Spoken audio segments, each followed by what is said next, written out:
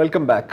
14 अगस्त को हमने बड़े जोश से यौम आज़ादी मनाई, या कम अज़ कम जितनी औकात है उतनी जोश से मनाई, लेकिन उसके 2 दिन बाद यानी 16 अगस्त को एक यौम स्याह देखने को मिला, जब जड़ांवाला की मसीही बरादरी को निशाना बनाया गया, दर्जनों गिरजों और घरों को नजर आतिश किया गया, लूट मार भी हुई, बाइबल्स भी जलाए गए और कुछ वक्त के लिए जड़ांवाला की मसीही बरादरी को नकल मकानी भी करनी पड़ी, कुछ जंगलात में भी रात गुजारी।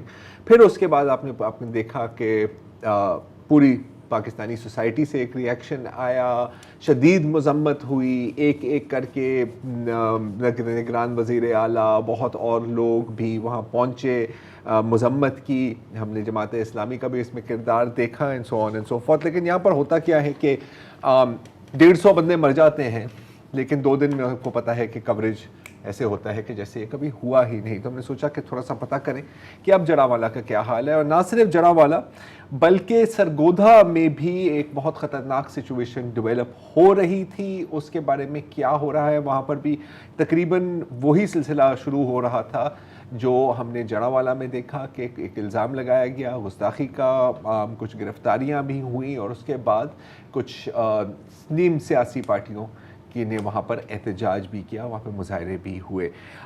इसके बारे में इन दोनों जड़ांवाला और सरगोधा के बारे में आईजी पंजाब साहब ने अभी हाल में एक प्रेस कॉन्फ्रेंस की है, बहुत बड़ी कॉन्फ्रेंस थी, बहुत देर तक बोले हैं।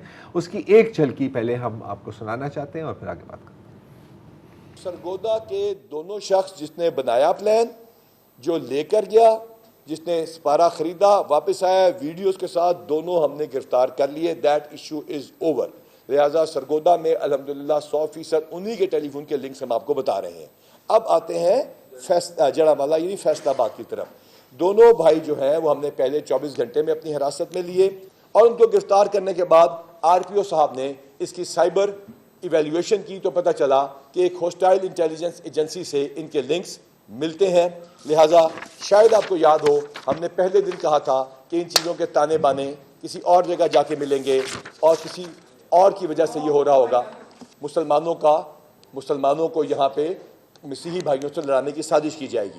जी अच्छा, अब साजिश की बात पर हम आते हैं, लेकिन पहले शो में हम शामिल करना चाह रहे हैं पीटर जेकब साहब को। आप ह्यूमन राइट्स एक्टिविस्ट भी हैं, माइनॉरिटी राइट्स के इश्यूज पर भी काफ़ी सरगर्म हैं। जेकब साहब, thank you so much for joining us. क्या आप हमें बता सकते हैं कि सरगोधा में एक्चुअली इस वक्त सिचुएशन क्या है? हमने ज़ाहिर है आईजी साहब का तो बयान सुन लिया है, आपने भी सुन लिया होगा।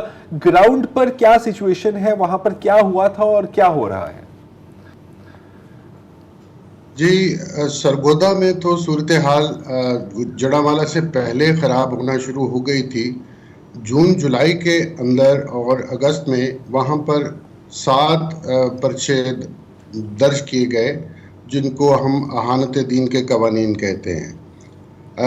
2 पर्चों में जो मुल्ज़िम नामज़द थे वो मुसलमान थे, 2 पर्चों में नामज़द जो है वो मसीही थे।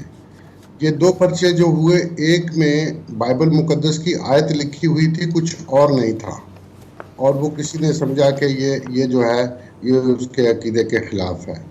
दूसरी जो पोस्ट थी फेसबुक की, उसके अंदर एक सरकारी इश्तहार था जो करप्शन के ख़िलाफ़ था, और उसको समझा गया कि ये एक शरंगेज़ी है, और वो सरकारी तौर पे तैयार की गई थी। जो 3 पर्चे हैं उसमें नामालूम नामज़द किए गए थे, उसमें कोई नाम नहीं था, नामालूम अफराद की तरफ से वो कार्रवाई लिखी गई थी। उसमें अभी तक 4 लोग जो हैं वो गिरफ़्तार हो चुके हैं, और आखिरी जो केस है चक नंबर 37 का, उसमें 2 लोग गिरफ़्तार हुए हैं कि जिनके बारे में ये प्रेस कॉन्फ्रेंस में इशारा दिया गया है।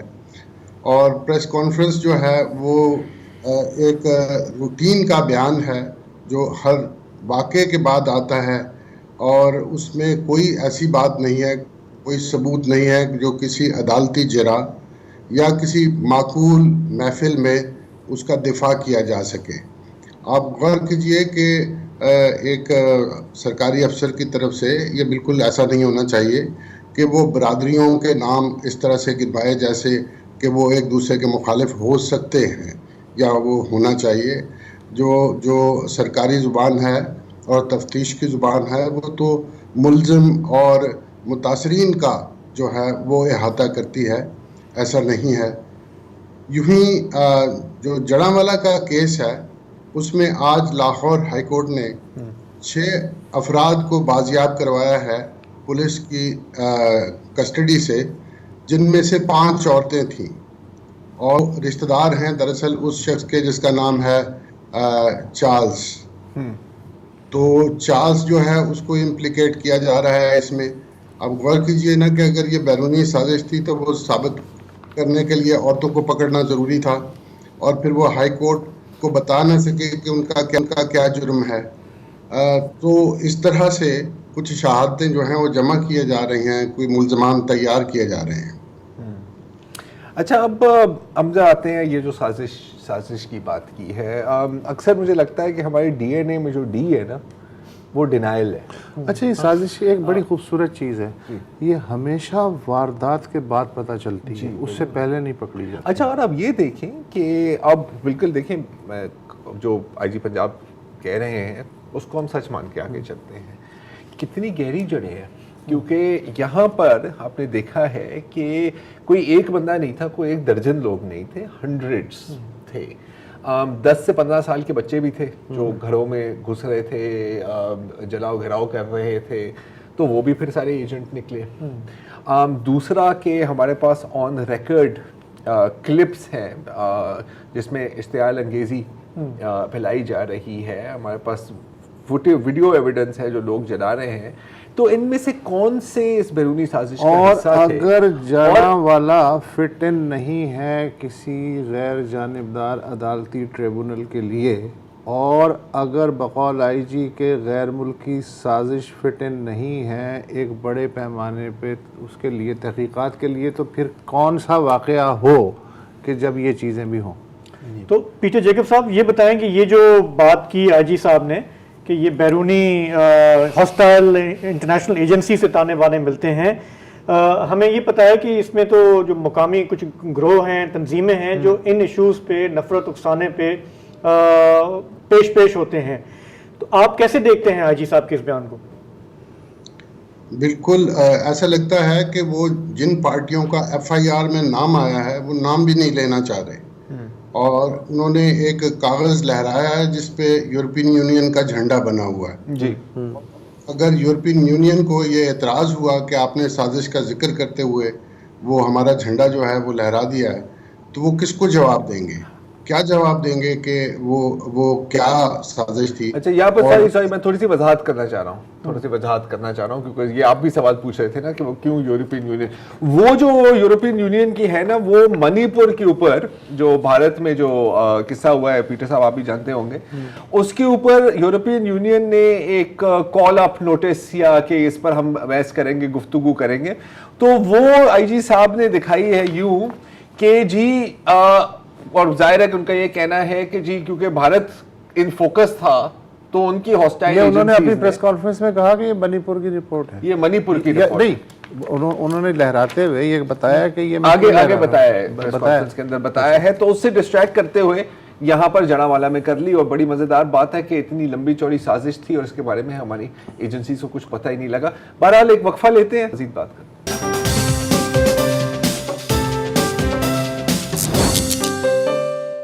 ویلکم بیک جی. ہم بات کر رہے ہیں پیٹر جیکب صاحب سے جڑاوالا کے جو ابھی موجودہ حالات ہیں ان پر.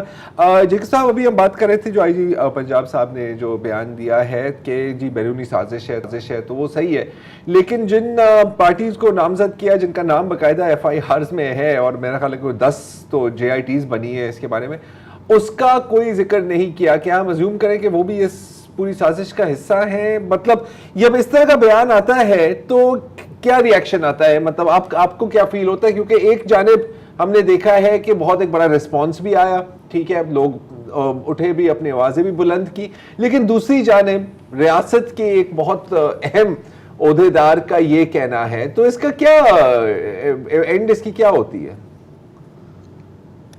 یہ لگتا ہے کہ جب پولیس کے پاس اپنی غفلت کو چھپانے کا کوئی اور ذریعہ نہیں ہوتا اور کوئی ہیلا بہانہ نظر نہیں آتا تو وہ ایسی باتیں کرنا شروع ہو جاتی ہے جس کو کہ روایتی طور پہ عام طور پہ تسلیم کر لیا جائے، اور وہ کچھ لوگ کم از کم اس کو ماننا شروع ہو جاتے ہیں۔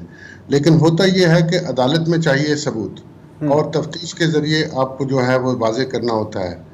یہاں لگتا ہے کہ بلا وجہ گرفتاریاں، غیر قانونی گرفتاریاں وہ اس لیے کی گئی ہیں، سرگودا میں بھی کی گئی ہیں، جڑاوالا میں بھی کی گئی ہیں۔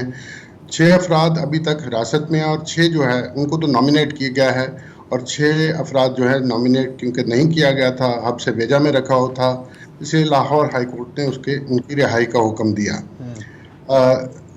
سرگودا میں بھی صورتحال جو ہے وہ یہ ہے کہ کچھ غیر قانونی گرفتاریاں کی گئیں، اور وہ پہلے کی گئی تھیں، اب وہ کم ہیں اس وقت، پہلے زیادہ تھیں۔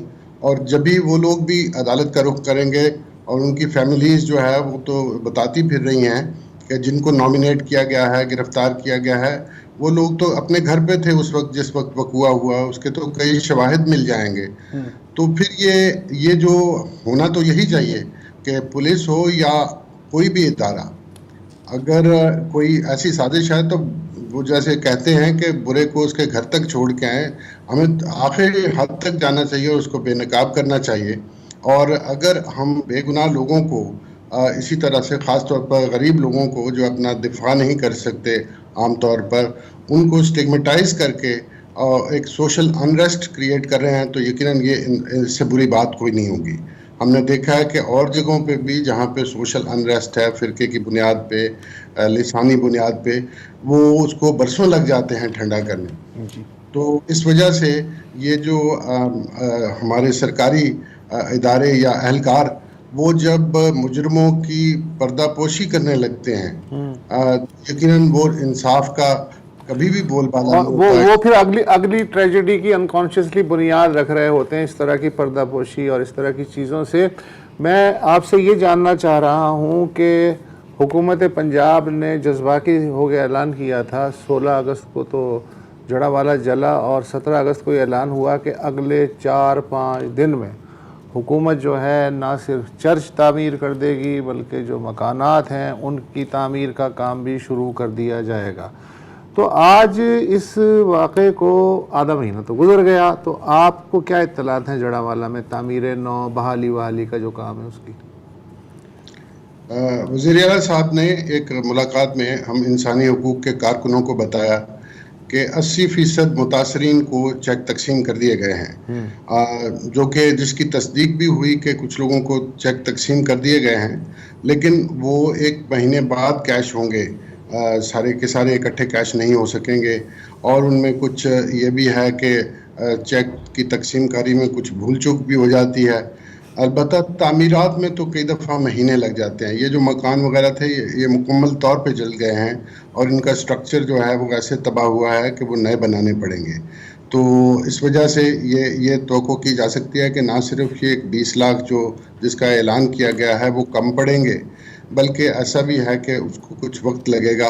اور اس سے بھی زیادہ سب سے بڑی بات یہ ہے کہ وہ جو رشتے ٹوٹ گئے ہیں، جو لوگوں میں دوریاں آ گئی ہیں، جو شکوک اور وسوسے ڈال دیے گئے ہیں کہ شاید ہم دشمنوں کے درمیان میں رہ رہے ہیں، وہ اس رشتے کی تعمیر باقی ہے۔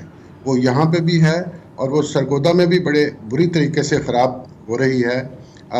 لوگ ایک دوسرے سے شک کرنے لگے ہوئے ہیں۔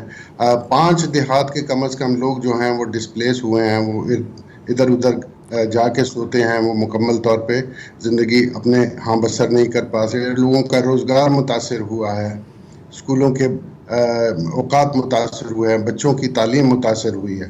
تو یہ چیزیں بھی ہیں ساتھ میں۔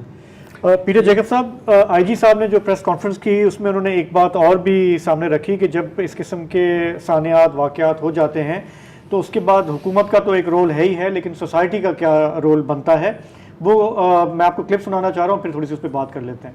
ہمارے علماء کا کردار پازیٹیو ہے۔ میں یہ بار بار کہتا ہوں کہ اس میں مسیحی پاسٹرز نے بھی بہت اہم کردار ادا کیا، اور ہیومن رائٹس آرگنائزیشن جو کہ سچ کے ساتھ چلنے کی بات کر رہی ہیں اور ہمیشہ کرتی ہیں، ان سے بھی ہماری درخواست ہے کہ اس تمام چیز کو علیحدہ رکھیں۔ مسلمانوں کے جذبات مجروح ہوئے ہیں، لیکن ان کو قطعاً یہ حق نہیں تھا کہ وہ جا کے کسی گھر کو نقصان پہنچاتے۔ تو یہ بتائیں کہ خدا نخواستہ اس قسم کے ثانیات دوبارہ ہوتے ہیں تو کیا رول بنتا ہے سوسائٹی میں، خاص کر کے ہمارے علماء کا اور جن لوگوں کا زیادہ اثر ہے سوسائٹی پہ؟ ہاں بالکل، ایک غلطی جو آئی جی صاحب نے کیا، میں تو کہوں گا کہ کسی کو بھی نہیں کرنی چاہیے، علماء کو اور دوسروں کی، کہ وہ مذہب کی بنیاد پر لوگوں کی تقسیم کریں اور ان کی نشاندہی شناخت کریں کہ ان کے جذبات کی ہوئی ہے توہین اور دوسروں کی نہیں ہوئی۔ اگر کوئی بات غلط ہے تو یقیناً وہ سب کے لیے افسوس کا باعث ہے، اور جو مجرم اور ملزم ہیں، ہم کہتے رہے ہیں کہ دہشت گردی کا کوئی مذہب نہیں ہوتا، اب بھی نہیں ہوتا، شر اور جرم کا کوئی مذہب نہیں ہوتا، اس کو مجرم ہی کہا جائے، اور ضروری نہیں ہے کہ جن لوگوں کو جو آپ کہہ رہے ہیں مجرم وہی نکلے، مجرم تو طے کرے گی عدالت، آپ ان کی تفتیش ٹھیک کریں، اور اگر تفتیش درست ہوگی تو یقیناً یہ قوم بھی انصاف کو ہوتے ہوئے دیکھے گی اور پھر اس سے خوش ہوگی۔ اور اس طرح سے میں یہ کہوں گا کہ یہ بات جو ہے، جو علامتی کارروائی ہے جسے کہتے ہیں کہ نارملائزیشن، وہ نہیں ہونی چاہیے، وہ بار بار ہو جاتی ہے، یہ سوسائٹی صدمات بھول بھی جاتی ہے، اس کو جو ہے مندمل بھی کر لیتی ہے زخموں کو، لیکن حقیقت یہ ہے کہ ہمیں ان محرکات پہ جانا چاہیے، اور وہ ہماری عدالتی نظائر بتاتے ہیں۔ ہماری عدالتوں نے بار بار کہا ہے کہ ہماری انتظامی مشینری میں خرابی ہے، ہمارے جو قانون کے اندر خرابی ہے جس کو دور کرنے کی ضرورت ہے، اور کچھ کام اس پہ ہوا بھی ہے لیکن وہ مؤثر نہیں ہوا، کیونکہ یہاں پر ایک نیریٹو ہے، ایک بالادست طبقہ ہے جو مذہب یہ جب بھی اس طرح کے واقعات ہوتے ہیں، ظاہر ہے پیچز میں سب کام ہوتا ہے، ایک کمپریہنسو جو پالیسی ہے، جیسے کہ ان کا نیریٹو ہے جو جلانے والے ہیں، کمپریہنسو نیریٹو ہے، اس کے مقابلے میں ریئیکشن جو ہے وہ ٹکڑوں میں پیچز میں ہوتا ہے، برداشت نہیں کیا جائے گا، اجازت نہیں دی جائے گی وغیرہ وغیرہ۔ صاحب آپ کا بہت بہت شکریہ۔ اس کو اگر میں یوں سمجھ ایک جملے میں کہ علاج آپ اس وقت کر سکتے ہیں سر جب آپ ڈائگنوسس تو صحیح کریں، ہاں، اور اس سے بھی پہلے یہ ایڈمٹ کریں کہ آپ کو کوئی مسئلہ ہے، یہ پھر اس کے بعد ڈائگنوسس ہوگا۔ یہ بات انہوں نے صحیح پوائنٹ آؤٹ کی، آئی جی صاحب اس طرح سے مسئلے کو بیان کر رہے تھے کمیونٹیز میں ڈیوائیڈ کر کے، نہ کہ آپ اس کو ایک، اسے پنجابی میں کہتے ہیں آئی جی صاحب مکھو ٹھپ رہے تھے، مکھو۔ بہرحال آج کے پروگرام میں اتنا ہی، ہمیں فی الحال اجازت دیجیے، کل آپ سے پھر ملاقات ہوگی، خدا حافظ، شب بخیر۔